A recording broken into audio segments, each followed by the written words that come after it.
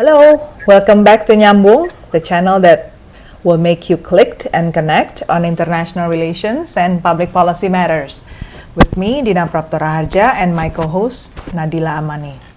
Also, I'm curious, Budina, in the coup, we heard a lot about the junta or the military group, but we are also heard a lot about NUG. Can you explain what is NUG to us, Budina, and who are they?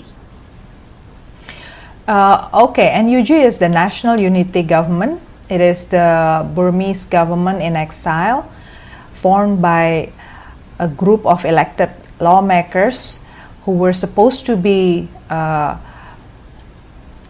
inaugurated just before the coup happened on the 1st of February 2021. So these unity government comprised of members of the parliament, lower house, from the committee representing Tatmadaw NUG, that's what they call the lower house. So the prime minister is Man Win Kang Tan, the vice president is Dua Lashi, and the minister of foreign affairs is a lady Zin Mar Aung. So this NUG has been more active, I noticed, since the ASEAN leaders meeting in April to seek for international recognition. They've been sending out messages and also letters to the United Nations, ASEAN, also various other international organizations to make sure that the one getting recognized to represent Myanmar will be them, the National Unity Government, instead of the military junta. So NUG has been very active lately to try to balance the presence of the military in the society. They've announced the formation of People's Defense Force, which is an armed wing to launch armed revolution against the military junta. So they basically call on government officials and officers to join the People's Defense Force, and some of them get trainings from the military junta who get away from the group. So this is an interesting progress, if you can say so. Basically, these government employees got trained by ethnic arms groups, plus also some of the military personnel who chose to left Tatmadaw. News comes to me that it's about 800 military that now have left and joined with the people in this PDF, People Defense Force. So NUG has been trying to make the military junta discredited. They call the group as terrorist organization per May 8, 2021. One of the things about the NUG's activity is I see that they still have a big challenge to revoke the junta from Myanmar politics. In terms of diplomatic activities, NUG basically still cannot suppress the participation of Myanmar junta in various international forums, including the presence of the junta in ASEAN. So far, NUG has expected that the presence of China and Russia, their condemnation of the coup would help. But expecting other countries to do something as such may be a very tough thing to expect. China and Russia so far has been blocking efforts by the UN Security Council to condemn the coup and to maintain that this development in Myanmar is an international, not an international affairs. Instead, it's an internal affairs of Myanmar. So NUG still has a homework, I think. Not many of us have heard the personnel of NUG speaks through various channels. I guess their outreach to the public remains very limited, and on the one hand I can sympathize. Probably that's because of the cuts of communication done by the Myanmar junta, but they need to work harder to make sure that their presence is much more felt by the world leaders and also by world public, so that people can actually see NUG as the one with legitimate authority from Myanmar. Okay. And also, you mentioned that NUG, one of the NUG homework is to be recognized more and more with the world leaders. This is also interesting, Budina, because we heard lots of news about the leader of the junta actually is being invited to lots of meetings with the world leader instead of the NUG. What do you think about that, Budina? Myanmar as a country has a long history of being highly divided among provinces. So when something like this happened, the coup, I mean, there's basically a very suitable environment for the military to remain in power. Why? Because it's the only group inside of Myanmar who has not only the weapons to control with chain of commands that's quite strong, whereas the groups inside of the provinces, they basically have problems collecting their forces, mobilizing resources, and deciding that their struggle is a common struggle.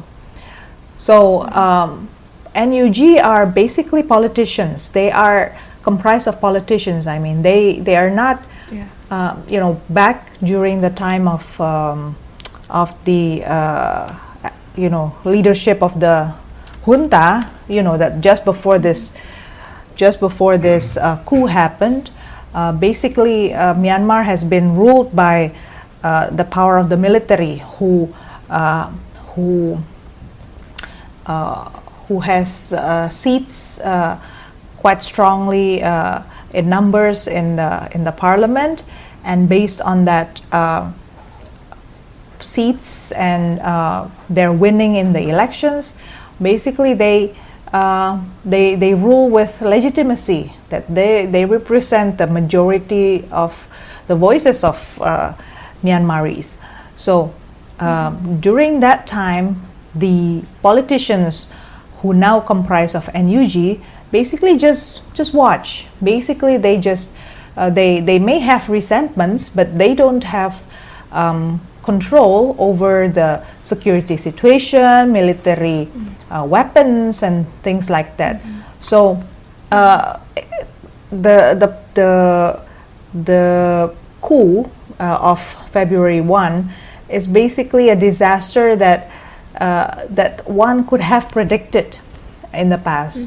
It's just a time bomb that we know will happen in a country so fragmented, and where security issues and defense issue is very problematic inside of Myanmar. So it's only now that the civilians inside of NUG realize that they have to collect all their knowledge together to make a difference. They need to outreach somehow and make civilian supremacy over situation in Myanmar. And it could be quite challenging for some people who usually just let the issue of defense and security to the military people. Now they have to deal with it. So this is something that I guess Myanmar would have to learn, that for a country like Indonesia, for instance. Myanmar is very much like Indonesia, but I don't know why Myanmar still think that learning from Indonesia is not an option. But actually lots and lots of what had happened in Myanmar, Indonesia have experienced in the past. Worse even, Indonesia has a much more difficult terrain. The landscape is much more challenging because we comprised of islands. But at that time, the solidarity among politicians, the civilian politicians, is relatively growing across times. We have some principles that unite the country together, which in the case of Myanmar is absent. It's not there. And then in Indonesia, there are, they remained quite connected in terms of military strength from different places. Even though there are armed groups, the focus has been to make sure that there are collectivity of concern among the civilians against at that time against the foreign forces.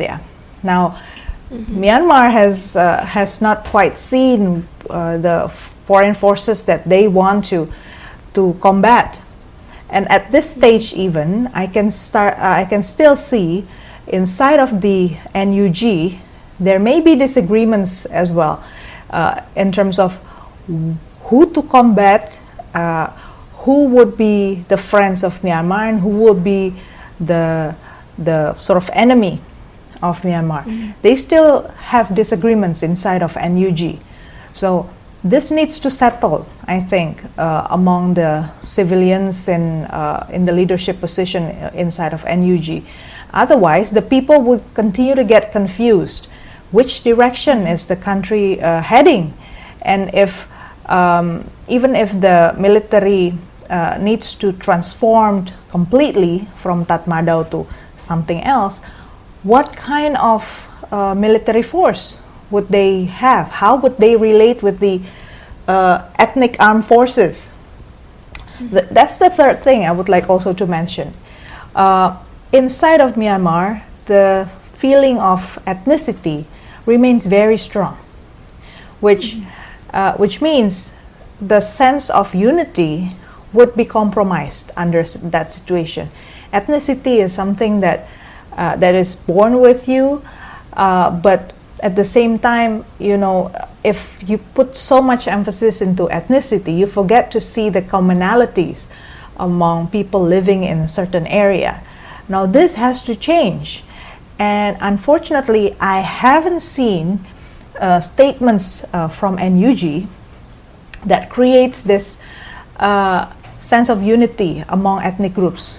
Not yet, which I really hope soon the NUG leaders would fix this problem. Okay.